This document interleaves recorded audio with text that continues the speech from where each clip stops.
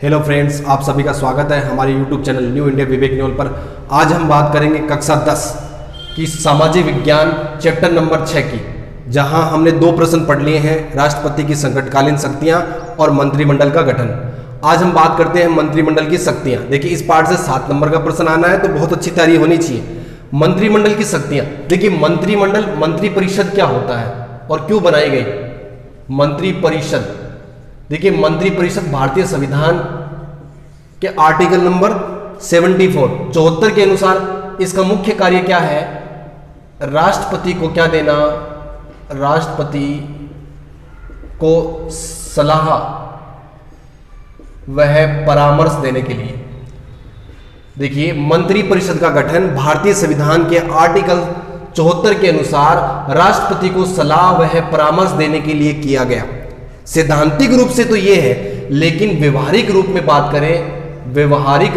करें तो व्यवहारिक रूप में मंत्रिपरिषद ही शासन व्यवस्था, भारतीय शासन व्यवस्था का स्तंभ है। इसलिए भारतीय शासन व्यवस्था का हृदय कहा जाता है किसको? मंत्रिपरिषद को। मंत्रिपरिषद के निर्णय राष्ट्रपति द्वारा लागू किए जाते हैं, तो इसलिए मंत्रिपरिषद को भारतीय शासन व्यवस्था का हृदय कहा जाता है।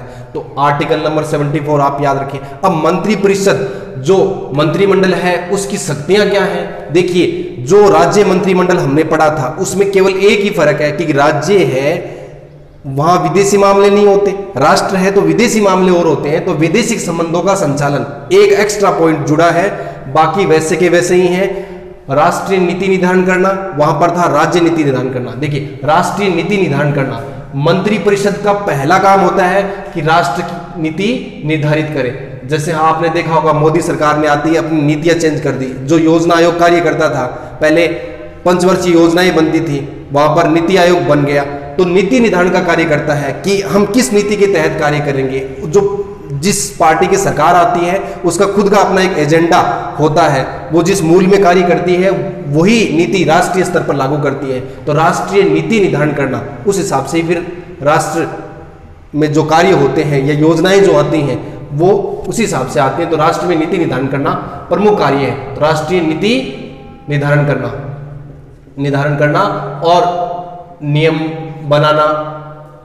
कानून निर्माण पर नियंत्रण। देखिए, कानून निर्माण मंत्रिपरिषद ही कहां पर? लोकसभा या राज्यसभा में।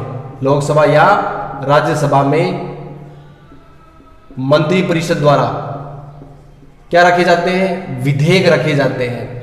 लोकसभा या मंत्रिपरिषद द्वारा लोकसभा या राज्यसभा में क्या रखे जाते हैं? विधेयक रखे जाते हैं। या फिर राष्ट्रपति को कहा जाता है कि आप विधेयक लेकर आइए, कानून बने, ठीक है, और वो 6 महीने तक रहता है। फिर उस विधेयक को लोकसभा या राज्यसभा में कब रखना है, किस हिसाब से रखना है, कौन सा कानून कब लाना है, सभी का निर्णय कौन करती है? मंत्रिपरिषद। कौन करती है? मंत्रिपरिषद।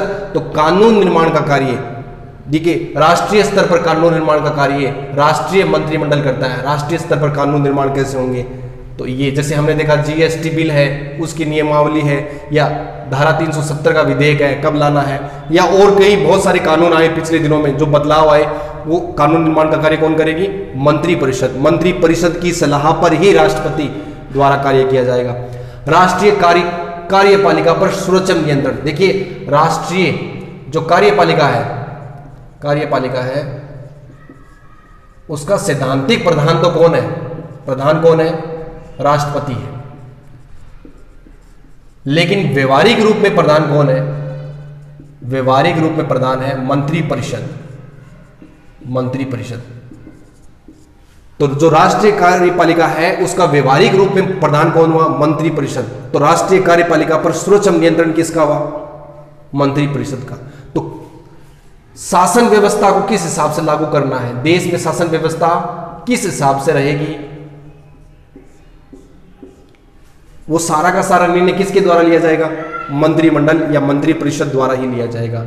ठीक है, राष्ट्रपति तो केवल क्या है, उनकी जो लिए गए निर्णय हैं उनको मानने के लिए बाध्य है। भारतीय संविधान में ऐसी ही व्यवस्था है कि मंत्रिपरिषद ने जो निर्णय लिया है राष्ट्रपति मानने के लिए बाध्य है। तो कार्यपालिका का सर्वोच्च प्रधान कौन हुआ? मंत्रिपरिषद या मंत्रिमंडल। वित्तीय कार्य, देखिए एक संपूर्ण जो वर्ष होता है उसका जो लेखा जोखा होता है, संपूर्ण वर्ष का लेखा जोखा, उसको हम मंत्रिपरिषद की सलाह पर, ठीक है, मंत्रिपरिषद जो होती है वो मंत्रिपरिषद में अलग अलग विभाग होते हैं, ठीक है, अलग अलग विभाग के प्रमुख होते हैं। तो अलग अलग विभाग के प्रमुख होते हैं जो मंत्री होते हैं, उनकी सलाह पर मंत्रिपरिषद में जो वित्त मंत्री होता है, वित्त मंत्री, उसके द्वारा क्या तैयार करवाया जाता है, बजट तैयार करवाया जाता है। और वो बजट कहां प्रस्तुत किया जाता है, लोकसभा में प्रस्तुत किया जाता है, क्योंकि मंत्रिपरिषद किस सदन के प्रति जिम्मेदार होती है, लोकसभा के प्रति जिम्मेदार होती है। और वित्त विधेयक होता है वो तो सदैव कहां पर प्रस्तुत किया जाता है, लोकसभा में प्रस्तुत किया जाता है। तो वित्तीय कार्य का जो लेखा जोखा है, जो संपूर्ण कार्य है वित्तीय लेन देन का, वो कौन करती है, मंत्रिपरिषद। राष्ट्र में राष्ट्रीय मंत्रिपरिषद और राज्य में राज्य मंत्रिपरिषद। बस राज्य मंत्रिपरिषद में ये कार्य नहीं होता। 5वां पॉइंट, वैदेशिक संबंधों का संचालन। देखिए राज्य में बाहर क्या होता है, राज्य ही होता है दूसरा, तो विदेशी मामलों का संचालन राष्ट्रीय मंत्रिपरिषद ही करती है। जैसे आपने देखा होगा विदेश मंत्री एस जयशंकर है अभी, तो विदेश से जो संबंध है, जैसे अभी हाल फिलहाल में भारत और चाइना के, चीन और भारत के बीच में क्या क्या चल रहा है, विवाद चल रहा है लद्दाख सीमा को लेकर। तो इसका जो निर्णय है वो कौन लेगी, राष्ट्रीय मंत्रिमंडल लेगी कि हमें किस हिसाब से इसका निपटारा करवाना है।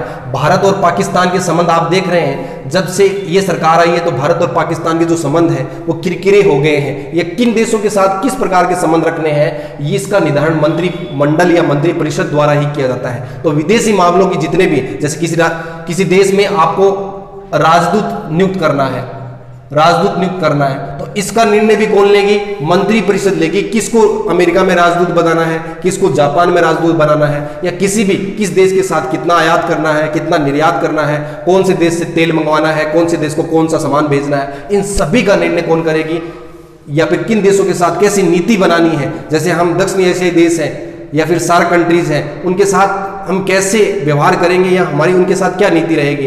तो हम विदेशी संबंधों का जो संचालन है वो मंत्रिमंडल के द्वारा ही किया जाता है। नियुक्ति संबंधी कार्य देखिए ये राज्य मंत्रिमंडल द्वारा भी किया जाता है। राज्य मंत्रिमंडल द्वारा क्या किया जाता था, लोकायुक्त जो राज्य संघ आयोग है उसके सदस्यों या फिर अन्य बड़े उच्च अधिकारियों की नियुक्ति की जाती थी। तो यहाँ नियुक्ति संबंधी मंत्रिपरिषद है, जो राष्ट्रीय मंत्रिपरिषद है वो क्या करती है, UPSC, union public service commission, आपने सुना होगा, ठीक है। अब नीति आयोग है, तो नीति आयोग के बड़े अधिकारी हो गए, नीति आयोग हो गया। एटॉमिक जनरल है एजे, ठीक है, और बड़े उच्च अधिकारी हैं। तो उन सभी की नियुक्ति का जो निर्णय है वो किसके द्वारा लिया जाता है, मंत्रिमंडल। और अगला प्रश्न बनता है सर्वोच्च न्यायालय का गठन, जो सुप्रीम कोर्ट है उसका गठन की प्रक्रिया क्या है। देखिए सबसे पहले है न्यायाधीशों की संख्या। देखिए जब मूल रूप से जब सर्वोच्च न्यायालय गठित किया गया था स्टार्टिंग में, तो मूल रूप में एक मुख्य न्यायाधीश प्लस 7 अन्य न्यायाधीश रखे गए थे, ठीक है, मुख्य न्यायाधीश प्लस 7। लेकिन समय समय पर इसमें बदलाव कर सकती है कौन, संसद। इनकी संख्या और क्षेत्राधिकार में परिवर्तन का अधिकार किसको है, संसद में कौन आता है, लोकसभा, राज्यसभा और राष्ट्रपति। तो ये मिलकर क्या कर सकते हैं, इसकी संख्या क्षेत्राधिकार में बदलाव कर सकते हैं। अब देखिए संसद ने समय समय पर परिवर्तन किया, तो 2008 में संख्या बढ़कर कितनी हो गई, 31 मुख्य न्यायाधीश सहित 30 + 1 31। अभी वर्तमान में आपकी किताब में नहीं दिया क्योंकि 2019 में क्या बदलाव किया गया, अब इस संख्या को बढ़ाकर कर दिया गया है 34। कितना कर दिया गया है, 34 कर दिया गया है। और इसका मुख्यालय कहां है, नई दिल्ली में। सर्वोच्च न्यायालय का मुख्यालय कहां है, नई दिल्ली में है। अब देखिए न्यायाधीशों की नियुक्ति कौन करता है, न्यायाधीशों की नियुक्ति राष्ट्रपति द्वारा की जाती है। राष्ट्रपति, जो न्यायाधीश हैं उनकी नियुक्ति किसके द्वारा की जाती है, राष्ट्रपति द्वारा। देखिए मुख्य न्यायाधीश को तो शपथ दिलाने का कार्य भी कौन करते हैं, राष्ट्रपति करते हैं। तो राष्ट्रपति द्वारा इनकी नियुक्ति की जाती है। अब वर्तमान में क्या हो रखा है, कोलेजियम पद्धति द्वारा, याद रखना आप, ये बहुत महत्वपूर्ण है। कोलेजियम पद्धति द्वारा न्यायाधीशों की नियुक्ति की जाती है, मुख्य न्यायाधीश की नहीं, न्यायाधीशों की। राज्य जो हाईकोर्ट है उनके न्यायाधीशों की, राज्य हाईकोर्ट कोर्ट व सुप्रीम कोर्ट के जो भी न्यायाधीश है, सुप्रीम कोर्ट के न्यायाधीश है, न्यायाधीश, उनकी नियुक्ति कौन सी पद्धति द्वारा की जाती है? कॉलेजियम पद्धति। यह पद्धति क्या है? इसमें मुख्य न्यायाधीश, भारतीय सुप्रीम कोर्ट के मुख्य न्यायाधीश प्लस 4 वरिष्ठतम न्यायाधीश, 4 वरिष्ठतम न्यायाधीश प्लस मुख्य न्यायाधीश मिलकर एक लिस्ट बनाते हैं कि इन नामों को आप, ठीक है, एक लिस्ट या समूह बनाते हैं, समूह बनाकर, ठीक है, किसको भेजा जाता है? राष्ट्रपति को। राष्ट्रपति को परामर्श देने का कार्य कर दिया इन्होंने। लेकिन राष्ट्रपति क्या है? इसी समूह, उन्हीं नामों में से किसी एक का चयन करेगा। तो इस पद्धति को लेकर देखिए, जो सरकार है, मंत्रिपरिषद है, उसने कई बार विवाद उठाए और उसको बदलने की कोशिश की, लेकिन फिर सुप्रीम कोर्ट ने इसको खारिज कर दिया, संविधान संशोधन भी हुआ। तो ये कॉलेजियम पद्धति क्या है कि मुख्य न्यायाधीश प्लस जो आपका सर्वोच्च न्यायालय है उसके 4 अन्य न्यायाधीश मिलकर, ठीक है, समूह बन गया उनका, वो किसी नाम की सिफारिश करेंगे और कुछ नाम भेजेंगे किसको? राष्ट्रपति को। राष्ट्रपति को उन्हीं नामों में से किसी एक नाम को चुनना होगा, चाहे वो राज्य हाईकोर्ट के न्यायाधीश हो, चाहे वो सुप्रीम कोर्ट के न्यायाधीश हो। उनकी नियुक्ति अब कॉलेजियम पद्धति द्वारा ही की जाती है। न्यायाधीशों की योग्यताएं देखिए, पहली योग्यता तो यह है कि भारत का नागरिक हो, भारत का नागरिक होना चाहिए। भारत का नागरिक ही मुख्य न्यायाधीश या न्यायालय के जो न्यायाधीश है वो बन सकते हैं। दूसरी, उच्च न्यायालय या 2 या 2 से अधिक न्यायालयों में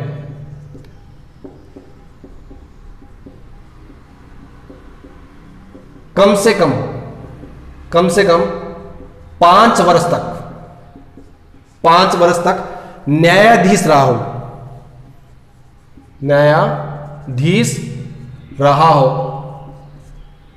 एक बात ये, या फिर किसी भी न्यायालय में 10 वर्ष तक वकील, एडवोकेट रहा हो, 10 वर्ष तक वकील रहा हो, या फिर राष्ट्रपति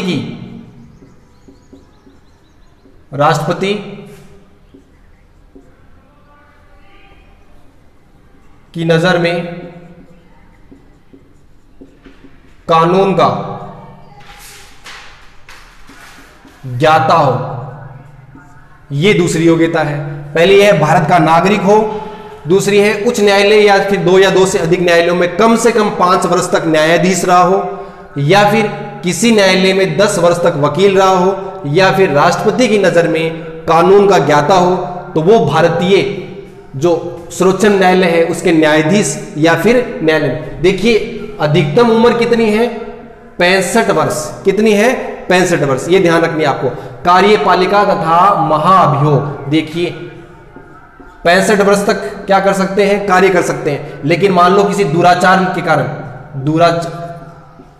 या फिर दुर्व्यवहार के कारण किसी ने दुर्व्यवहार किया है या फिर कोई गलत काम किया है किसी न्यायाधीश ने, तो उस पर क्या लगाया जा सकता है? महाभियोग लगाया जा सकता है। कौन लगाएगी? कार्यपालिका, संसद द्वारा दोनों सदन, लोकसभा व राज्यसभा दोनों सदनों में 2/3 बहुमत, ध्यान रखिए 2/3 बहुमत द्वारा महाभियोग लगाया जा सकता है। किस पर? न्यायाधीश पर या सर्वोच्च न्यायालय के मुख्य न्यायाधीश पर, और फिर उसको पद से हटाया जा सकता है। अंतिम निर्णय किसको लेना है? राष्ट्रपति को। लेकिन संसद पास करे, लोकसभा और राज्यसभा में 2/3 बहुमत से यह महाभियोग पास होगा, तभी हटाया जा सकता है, तभी राष्ट्रपति निर्णय ले सकते हैं। केवल सीधे राष्ट्रपति निर्णय नहीं ले सकते। तो देखिए सर्वोच्च न्यायालय के गठन की प्रक्रिया में अगला पॉइंट है वेतन, भत्ते और अन्य सुविधाएं। देखिए वेतन की बात करें तो वेतन समय समय पर परिवर्तित करती है कौन? संसद के द्वारा वेतन में परिवर्तन किया जा सकता है। अब वेतन और भत्ते आपकी किताब के अनुसार, ठीक है, आपकी किताब के अनुसार जो मुख्य न्यायाधीश है उनका तो है 1,00,000 रुपए, और जो न्यायाधीश है उनका है 90,000। लेकिन वर्तमान में ये स्थिति ऐसी नहीं है, वर्तमान में ये बढ़कर हो गए हैं, ये हो गए हैं 2.8 लाख, मतलब 2,80,000 रुपए। 200% की बढ़ोतरी हुई थी 2018 में, तो 2018 में ये बढ़ोतरी हुई, और इनका हो गया है 2.50, 2.5 लाख रुपए। तो ये वेतन है। इसके अलावा मकान है या और अन्य सुविधाएं हैं, बहुत सारी सुविधाएं मिलती है। तो आपको ये ध्यान रखना है कि वेतन और भत्ते परिवर्तन कौन करती है? संसद। समय समय पर संसद इनमें बदलाव करती है, जैसे रिक्वायरमेंट हो उस हिसाब से बदलती है। उन्मुक्तियां, देखिए आपने राजनेताओं, प्रधानमंत्री की भी आलोचना होती है कि नहीं होती? प्रधानमंत्री कोई कार्य करें तो उनकी आलोचना हो जाती है, लेकिन यदि न्यायाधीश कोई निर्णय लेते हैं कि निर्णयों को आलोचना से मुक्त रखा गया,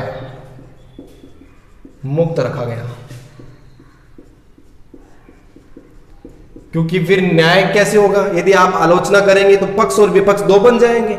इसलिए न्यायाधीशों के जो निर्णय होते हैं उनको आलोचना से मुक्त है। राजनेताओं के होते हैं, बड़े बड़े प्रधानमंत्री पद के तक के हो जाते हैं।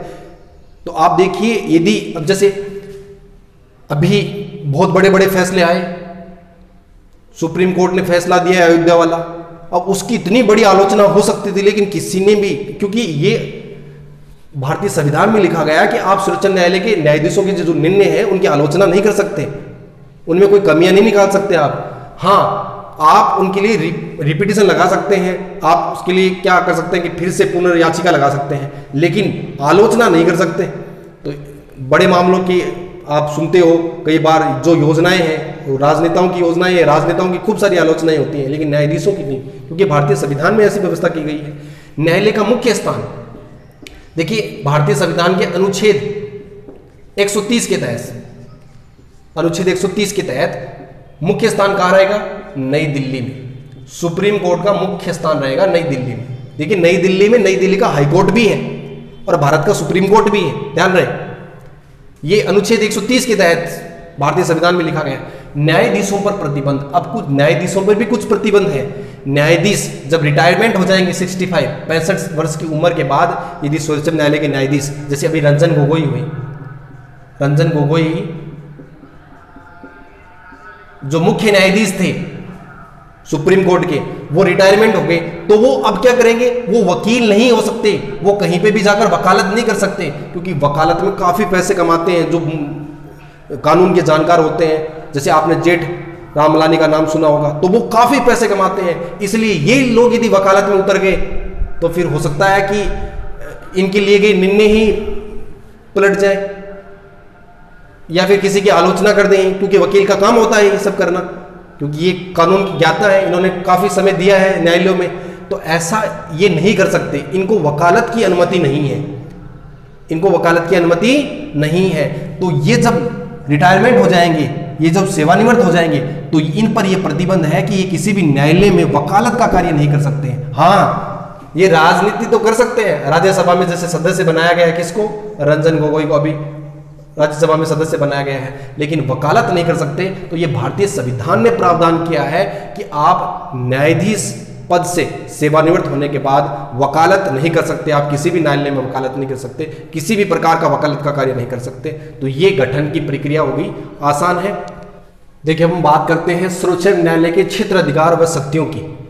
तो पहला क्षेत्राधिकार है प्रारंभिक क्षेत्राधिकार। इस प्रारंभिक क्षेत्राधिकार को हम दो भागों में बांट सकते हैं, ठीक है। तो पहला है प्रारंभिक एकमेव क्षेत्राधिकार और दूसरा है प्रारंभिक समवर्ती क्षेत्राधिकार। दो भागों में बांट लिया हमने। देखिए प्रारंभिक एकमेव क्षेत्राधिकार का मतलब क्या है कि एकमेव का मतलब है इसमें हम सुप्रीम कोर्ट में ही जा सकते हैं और कहीं नहीं। ऐसे मामले सिर्फ सुप्रीम कोर्ट में ही देखे जा सकते हैं। कौन से मामले होते हैं? ये कि भारत सरकार वर्सेज राज्य सरकार, ठीक है, भारत सरकार और किसी राज्य सरकार या दो से अधिक राज्य सरकारों के बाद में जो विवाद हो, विवाद ये सीधा सुप्रीम कोर्ट में देखा जाएगा, क्योंकि सर्वोच्च न्यायालय में सुनवाई होगी इसकी। क्योंकि हाई कोर्ट में यदि हम जाते हैं, मान लो राजस्थान और भारत सरकार का मामला हो, तो हम राजस्थान में जाते हैं तो हाई कोर्ट जो निर्णय करेगा वो भारत सरकार कैसे मान सकती है। तो इसलिए ये मामला सुप्रीम कोर्ट में ही देखा जाता है। तो ये एकमेव क्षेत्राधिकार हो गया। दूसरा, जैसे भारत सरकार है, भारत सरकार के संघ राज्य है, जैसे आपने देखा दिल्ली है, पुडुचेरी है, संघ राज्य, या फिर दो या दो से अधिक राज्य, दो से अधिक राज्य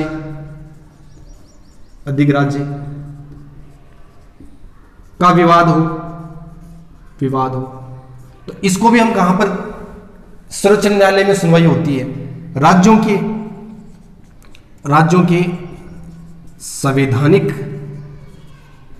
संवैधानिक मामले हों, कि राज्यों में आपस में कोई संवैधानिक मामले हो ना, तो उसकी सुनवाई भी कहां पे की जाएगी, सर्वोच्च न्यायालय में। ये सर्वोच्च न्यायालय के एकमेव क्षेत्राधिकार है। मतलब ये सीधे मामले डायरेक्ट कहां पर जाएंगे, सर्वोच्च न्यायालय में ही जाएंगे, इनकी सुनवाई हाईकोर्ट में नहीं होगी। प्रारंभिक समवर्ती क्षेत्राधिकार में क्या है कि मौलिक अधिकारों के लेकर बात की गई है। मौलिक अधिकार, यदि मान लो मौलिक अधिकारों का क्या होता है, मौलिक अधिकारों का हनन होता है, तो आप हाईकोर्ट में भी जा सकते हैं या फिर सीधे आप सुप्रीम कोर्ट भी जा सकते हैं।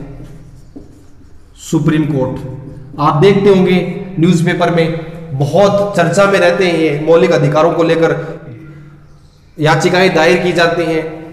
कहां पर, या तो सुप्रीम कोर्ट में या हाई कोर्ट में बहुत बार निर्णय भी आते हैं। High court, Kerala high court का भी निर्णय आया, तो सुप्रीम कोर्ट अलग से कोई उस पर मामला लेगा।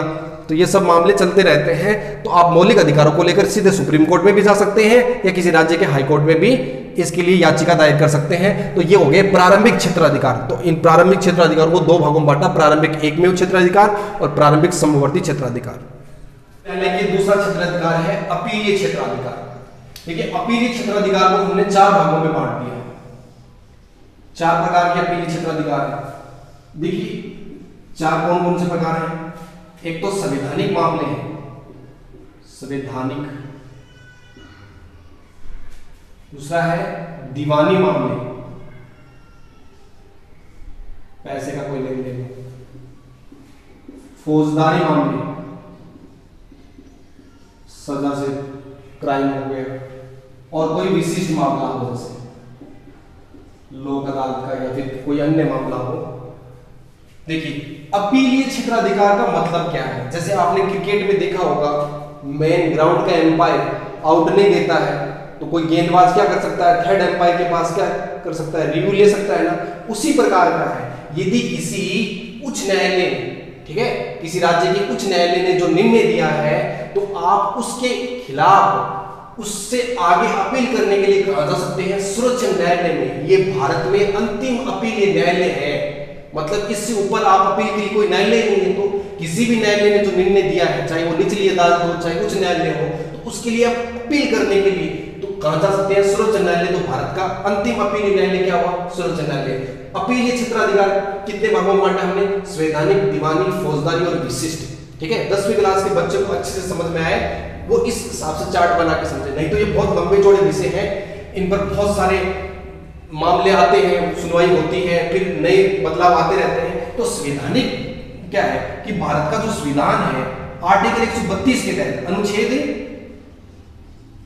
132 के तहत क्या कहा गया है कि यदि संविधान पर कोई प्रश्न उठता है, संविधान पर प्रश्न उठता है या संविधान की व्याख्या की जरूरत पड़ती है, तो उसका निर्णय आर्टिकल 132 के तहत कौन करेगा, सर्वोच्च न्यायालय करेगा। यदि कोई भी संवैधानिक मामला हो जिस पर संविधान की व्याख्या की आवश्यकता पड़ती है, तो संविधान की व्याख्या का अंतिम निर्णय कौन करेगा, सर्वोच्च न्यायालय किया जाता है। अनुच्छेद कितना है, 132 के तहत। तो संवैधानिक मामलों की व्याख्या का जहां सवाल उठे वहां पर अंतिम निर्णय कौन करेगा, सर्वोच्च न्यायालय, आर्टिकल 132 के तहत। बात करें दीवानी मामलों की, तो देखिए दीवानी मामलों की बात करें तो दीवानी मामलों में क्या है कि मूल रूप से जब संविधान था, ठीक है, मूल संविधान था, तो मूल संविधान में क्या था कि 20,000 तक, 20,000 से अधिक के मामले ही, 20,000 से अधिक राशि के जो मामले हैं उनकी अपील कहां की जा सकती थी? सर्वोच्च न्यायालय में की जा सकती थी। लेकिन फिर 1973 के 30वें संविधान संशोधन में इस सीमा को क्या कर दिया गया? 20,000 की सीमा हटा दी गई। कोई भी मामला अब अंतिम रूप से कहां पर अपील की जा सकती है? सर्वोच्च न्यायालय में की जा सकती है। इसमें कौन सा आर्टिकल 133 के तहत दीवानी मामलों की क्या होती है? सुनवाई होती है। तो आप याद रखिए अनुच्छेद 133, ठीक है। पहले 20,000 से अधिक राशि की सुनवाई होती थी, अब उसको 1973 में हटा दिया गया। तो ये आपको ध्यान रखिए दीवानी मामलों का क्या कहते हैं। बात करें फौजदारी मामलों की। देखिए फौजदारी मामलों में क्या है कि 2-3 अलग-अलग नियम बने हुए हैं। ऐसे तो हर कोई फौजदारी मामले में सर्वोच्च न्यायालय में चला जाएगा, लेकिन ये जो नियम है उनके तहत ही अपील की जा सकती है। क्या है? मान लो कोई निचली अदालत है, निचली न्यायालय जैसे जिला न्यायालय होता है, तो निचली अदालत ने किसी को सजा दी, लेकिन जो उच्च न्यायालय है, उच्च न्यायालय ने माफ कर दी या फिर मृत्युदंड दे दिया, तब आप कहां अपील कर सकते हैं? सर्वोच्च न्यायालय में अपील कर सकते हैं, ठीक है।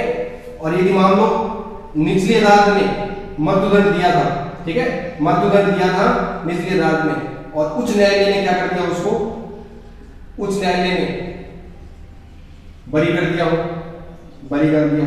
या फिर माफ कर दिया हो, तब उसकी सुनवाई कहां की जा सकती है?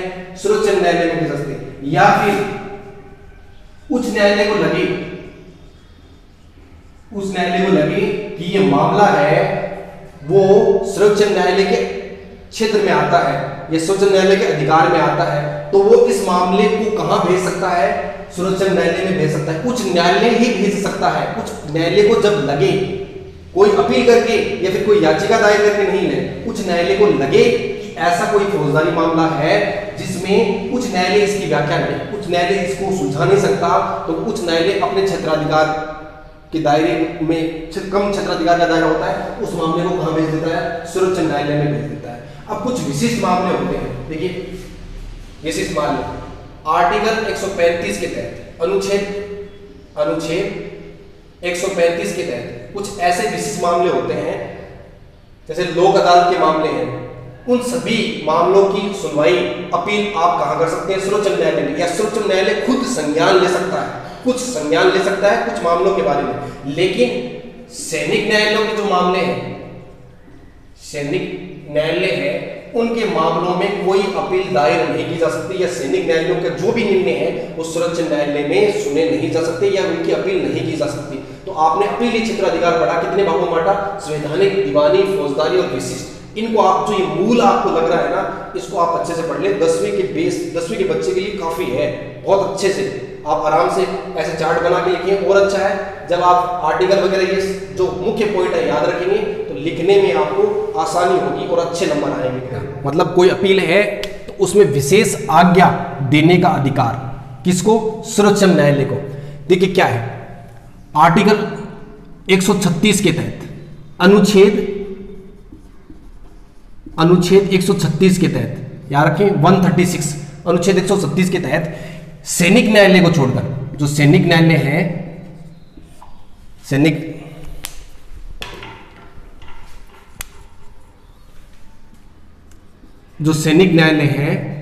सैनिक न्यायालय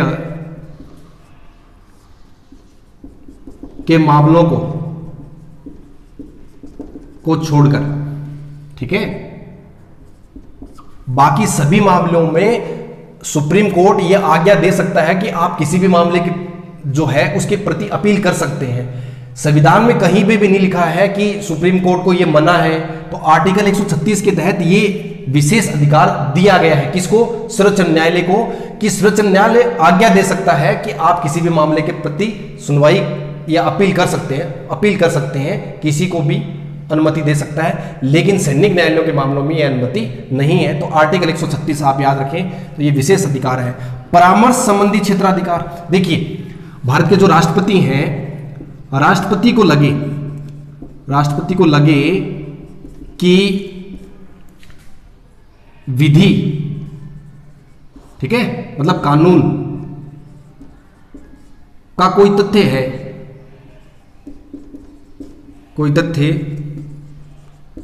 जो सार्वजनिक महत्व का है,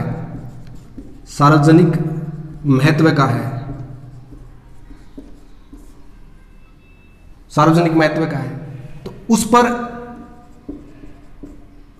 पर राय, ठीक है, परामर्श राष्ट्रपति किससे ले सकते हैं? राष्ट्रपति सुप्रीम कोर्ट से, ठीक है, सुप्रीम कोर्ट से राष्ट्रपति परामर्श ले सकते हैं, ठीक है। अनुच्छेद 143 के तहत, याद रहे आपको, आर्टिकल 143 के तहत राष्ट्रपति परामर्श ले सकते हैं। किससे? सर्वोच्च न्यायालय से। उन्हें लगे कि सार्वजनिक महत्व का कानून या फिर कोई अन्य मामला है जो कानून से, संविधान से संबंधित है, तो उसमें राष्ट्रपति अनुच्छेद 100 के तहत परामर्श मांग सकते हैं सर्वोच्च न्यायालय से। सर्वोच्च न्यायालय परामर्श देगा, लेकिन परामर्श को मानना राष्ट्रपति के स्व विवेक पर है। परामर्श मानना किस पर है? राष्ट्रपति के स्व विवेक पर है। तो ये हो गया आपका परामर्श संबंधी क्षेत्राधिकार। देखिए अगला क्षेत्राधिकार है अभिलेख न्यायालय। देखिए अभिलेख न्यायालय की तरह कार्य करता है। सर्वोच्च न्यायालय है वो अभिलेख न्यायालय की तरह कार्य करता है। अभिलेख न्यायालय को हम दो भागों में बांट के पढ़ सकते हैं। एक तो है साक्ष्य। मान लीजिए जो सर्वोच्च न्यायालय के बड़े निर्णय आए हैं वो साक्ष्य या प्रमाण के तौर पर काम आते हैं। जब आप उच्च न्यायालय या कहीं अदर न्यायालय में सुनवाई करते हैं तो वो प्रमाण, उनकी प्रमाणिकता पर कोई सवाल उठाया नहीं जा सकता। आप उच्च न्यायालय में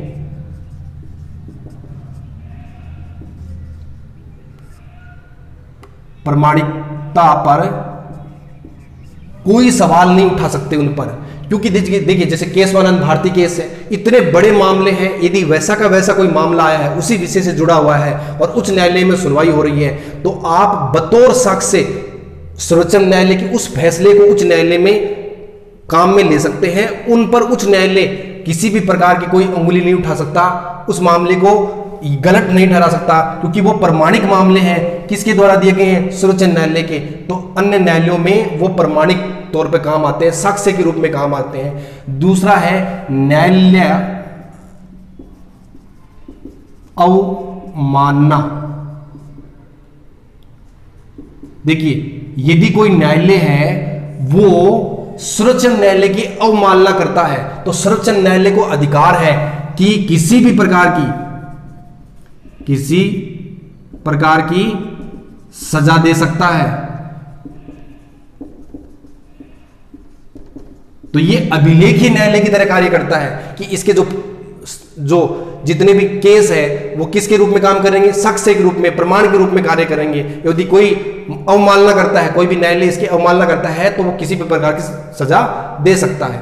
अगला है मौलिक अधिकारों का रक्षक। देखिए भारत की जो जनता है उसके जो मौलिक अधिकार है, तो जनता के मौलिक अधिकारों का रक्षक कौन है? सर्वोच्च न्यायालय है। भारतीय संविधान के अनुच्छेद 32 के तहत, अनुच्छेद 32 जिसको डॉक्टर भीमराव अंबेडकर ने क्या कहा है? संविधान की आत्मा कहा है। संवैधानिक उपचारों का अधिकार, संवैधानिक उपचारों का अधिकार, आर्टिकल 32। इसके तहत मौलिक अधिकार का रक्षक कौन है? सर्वोच्च न्यायालय। इसके तहत 5 रिट जारी की जाती हैं। क्या है? बंदी प्रत्यक्षीकरण, परमादेश, बंदी प्रत्यक्षीकरण, परमादेश,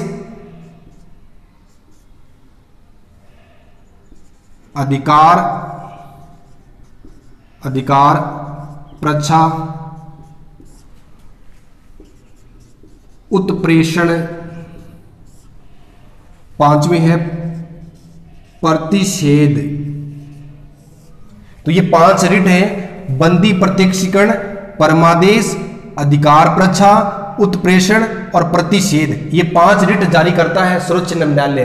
तो ये अधिकार दिया गया है, मौलिक अधिकारों का रक्षक, ये क्षेत्राधिकार है। मौलिक अधिकारों का रक्षक कौन है? सर्वोच्च न्यायालय। कौन से आर्टिकल के तहत? 32 और 32 आर्टिकल को संविधान की आत्मा कहा किसने?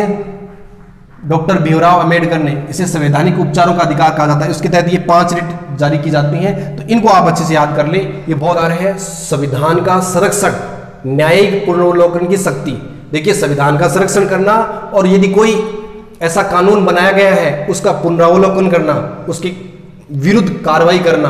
देखिए, अनुच्छेद 131, ठीक है, और अनुच्छेद 132। 131 के तहत संघीय सरकार, ठीक है, संघीय सरकार मतलब संसद क्या बनाती है? कानून बनाती है। और यदि उस कानून में मौलिक अधिकारों का क्या हुआ है? मौलिक अधिकारों का हनन हुआ है, तो सुप्रीम कोर्ट उसको क्या कर सकता है? वापिस, मतलब उस कानून को खत्म कर सकता है। सुप्रीम कोर्ट, सर्वोच्च न्यायालय को यह अधिकार है कि संसद द्वारा बनाए गए कानून जो मौलिक अधिकारों का हनन करते हैं अनुच्छेद 131 के तहत, उनको वापस पुनरावलोकन के लिए भेज सकता है, या फिर उनको संवैधानिक रूप से कोई मान्यता नहीं देगा। संविधान में इस प्रकार की कोई मान्यता नहीं देगा जो मौलिक अधिकारों का हनन करे। ऐसे ही अनुच्छेद 132 के तहत राज्य विधानमंडल, अनुच्छेद 132 के तहत राज्य विधानमंडल यदि कोई कानून बनाता है, राज्य विधानमंडल कानून बनाता है और वहां पे भी क्या हो रहा है? मौलिक अधिकारों का क्या हो रहा है? हनन हो रहा है, तो उसको भी क्या कर सकता है? सर्वोच्च न्यायालय अपने संज्ञान में लेकर उस कानून को वापिस क्या कर सकता है? खत्म कर सकता है। मतलब जो राज्य विधानमंडल या संसद द्वारा बनाया गया कानून है उसका पुनरावलोकन कर सकता है। ऐसी शक्ति को न्यायिक पुनरावलोकन की शक्ति कहा जाता है।